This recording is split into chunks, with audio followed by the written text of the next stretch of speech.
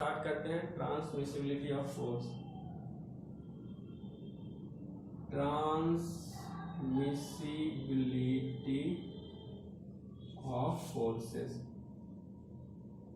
Force transmission का मतलब क्या होता है? एक जगह से दूसरे जगह पे ट्रांसमिट करना या स्थानांतरित करना, ठीक है ना। तो फोर्स को भी हम एक जगह से दूसरे जगह पे ट्रांसमिट कर सकते हैं, मगर उसका कुछ टर्म्स एंड कंडीशन है, ऐसी आंख मूंद करके नहीं कर सकते। तो ट्रांसमिसिबिलिटी ऑफ फोर्स बताता है ना कि सपोज दैट कोई बॉडी है, कोई पार्ट है, ठीक है, कोई पार्ट है, तो वो ट्रांसमिशन ऑफ बॉडी बोल देता है कि कोई रिजिड बॉडी होना चाहिए, रिजिड बॉडी होना चाहिए। फ्लेक्सिबल बॉडी पे ये काम नहीं करता। ये transmissibility of force flexible body पे प्रॉपरली काम नहीं करता। फ्लेक्सिबल बॉडी पे हम लोग ट्रांसमिसिबिलिटी ऑफ फोर्स अप्लाई नहीं करते हैं। कंडीशन ही पहले अप्लाई कर दिया कि कोई भी रिजिड बॉडी है, कोई रिजिड बॉडी है, उस पे अगर कोई फोर्स लग रहा है P या F ही मान लिए कि फोर्स F लग रहा है, ठीक है, तो इस फोर्स को हम लोग ट्रांसमिट कर सकते हैं लाइन ऑफ एक्शन पे कहीं भी, ठीक है, लाइन ऑफ एक्शन पे कहीं भी हम ट्रांसफर कर सकते हैं। दूसरा कंडीशन क्या लगा दिया? With in rigid body, rigid body के आगे नहीं। अगर किसी रिजिड बॉडी पे मान लिया कोई रिजिड बॉडी पे एक फोर्स लग रहा है, तो फोर्स का कैरेक्टरिस्टिक्स में हम लोग देखे थे, उसका कुछ मैग्नीट्यूड होता है, उसका कुछ डायरेक्शन होता है, ठीक है ना। तो जो डायरेक्शन होता है फोर्स का, ठीक है, उसी डायरेक्शन में जो स्ट्रेट लाइन खींचते हैं हम, जो डायरेक्शन है उसी डायरेक्शन को अगर आगे हम फर्दर एक्सटेंड करते हैं, तो उसी को बोलते हैं line of action of force. मान लिया फोर्स यहाँ पे लग रहा है और फोर्स का डायरेक्शन हॉरिजॉन्टल है, तो इसी हॉरिजॉन्टल लाइन में जहां पे फोर्स अप्लाई हो रहा है उससे आगे लाइन अगर हम खींचते हैं, तो ये लाइन कहलाता है line of action of force. ये जो रेड लाइन हो गया आपका, यहां से यहां पे तो फोर्स अप्लाइड हो गया, ये फोर्स F लग रहा है, ये कोई रिजिड बॉडी है, अगर और बढ़िया से देखा है, कोई रिजिड बॉडी है, ठीक है, कोई ठोस वस्तु है, रिजिड बॉडी है, जिसमें फोर्स लगा रहे हैं तो कोई चेंजेस नहीं हो रहा है, ठीक है, फोर्स चेंजेस नहीं हो रहा है, इसके पार्टिकल में कोई चेंजेस नहीं हो रहा है, केवल ये फोर्स यहाँ से यहाँ ट्रांसफर हो जा रहा है। रिजिड बॉडी क्या होता था ना, रिजिड बॉडी क्या होता था? वैसा बॉडी जिसपे कोई फोर्स लगता है तो उसमें उसके पार्टिकल में कोई चेंजेस नहीं आता है, बल्कि उसका पार्टिकल क्या करता है, फोर्स एक पार्टिकल से दूसरे पार्टिकल में वो फोर्स ट्रांसफर कर देता है without any changes, without any deformation. तो ये एक रिजिड बॉडी है, रिजिड बॉडी पे कोई फोर्स लग रहा है, और फोर्स का लाइन ऑफ एक्शन पहले समझेंगे कि जिस डायरेक्शन में फोर्स लग रहा है उसके आगे लाइन खींच देंगे, वो उसका लाइन ऑफ एक्शन हो जाएगा, ठीक है, उसका लाइन ऑफ एक्शन हो जाएगा। उसी तरह से सपोज दैट अगर कोई ये फोर्स लग रहा है इस डायरेक्शन में, ये फोर्स मान लिया P लग रहा है, तो इसी डायरेक्शन में यहां से जो आगे लाइन खींचेंगे, ठीक है ना, तो ये लाइन ऑफ एक्शन कहलाएगा, line of action of force. किसका? P का। और F का अगर खींचेंगे तो ये लाइन ऑफ एक्शन कहलाएगा। फोर्स समझ गए, लाइन ऑफ एक्शन समझ गए, रिजिड बॉडी समझ गए।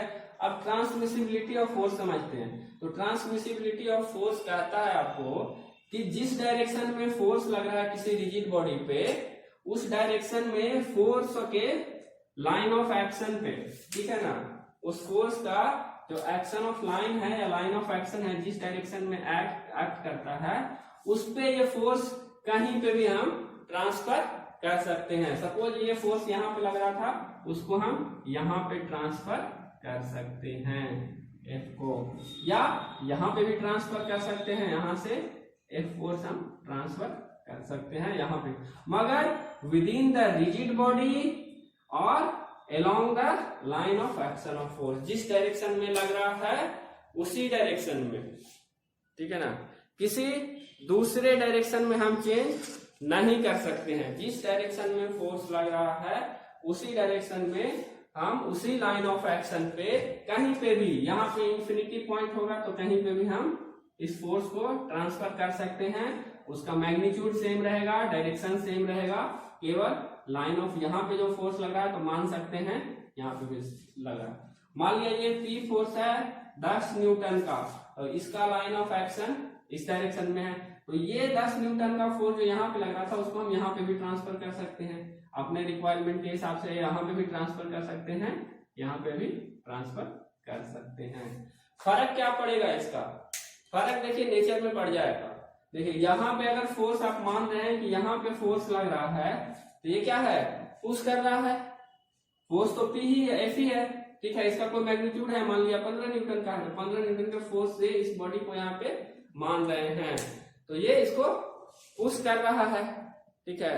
जबकि इसी लाइन ऑफ एक्शन में अगर यहाँ पे फोर्स हम मान लेते हैं और यहाँ पे फोर्स मान लेते हैं तो यहाँ पे इसका नेचर क्या बदलता है, मैग्नीट्यूड वही रहा, डायरेक्शन वही रहा, मगर नेचर बदल गया ना। यहाँ पे ये पुल का काम किया, यहाँ पे तो इसको आगे की ओर खींचेगा, इस रिजिड बॉडी को आगे की ओर खींचेगा तो ये पुल नेचर हो गया, जबकि यहाँ पे ये पुश नेचर हो जाता है। बस इतना ही चेंजेस रहता है, बस हम लोग खाली सीखना, ध्यान देना है इसमें, इतना है। पुल और पुश से भी ज्यादा फर्क नहीं पड़ता है, जब डिटेल में जाइएगा तो फोर्स का इफेक्ट तो उतना ही रहेगा ना, जितना एफ लग रहा है इसका इफेक्ट तो यहाँ पे भी करिएगा तो उतना ही रहेगा। केवल और केवल लाइन ऑफ एक्शन पे कहीं पे भी हम मान सकते हैं, तो ये आगे जो मैकेनिक्स में जो प्रॉब्लम होता है उसको सॉल्व करने में बहुत सहूलियत दे देता है। ये ट्रांसमिसिबिलिटी ऑफ फोर्स का जो फंडा आता है किसी भी रिजिड बॉडी पे, तो अगर मैकेनिक्स में हमको प्रॉब्लम कॉम्प्लेक्स होने लगता है तो बहुत जगह हम लोग क्या करते हैं, उसको आसानी के लिए, उसको प्रॉब्लम को सॉल्व करने की आसानी के लिए along the line of action of force को हम लोग यहाँ से यहाँ मान लेते हैं कि ये जो 15 न्यूटन का फोर्स यहाँ लग रहा है तो ये सेम लाइन ऑफ एक्शन में यहाँ हम मान लेते हैं कि यहाँ पे लग रहा है, ठीक है। इसी को हम लोग बोलते हैं ट्रांसमिसिबिलिटी ऑफ फोर्स। अगर इसको प्रॉपर डेफिनेशन में लिखे तो कह सकते हैं the point of application of force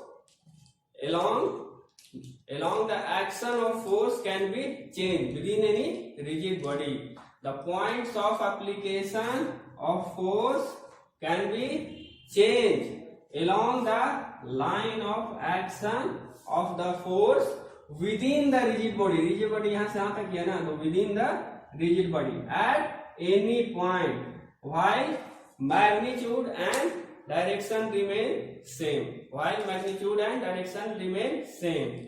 This phenomena या this function is called transmissibility of force. इस तरह से हम लोग डिफाइन भी खुद से कर सकते हैं ट्रांसमिसिबिलिटी ऑफ फोर्स से।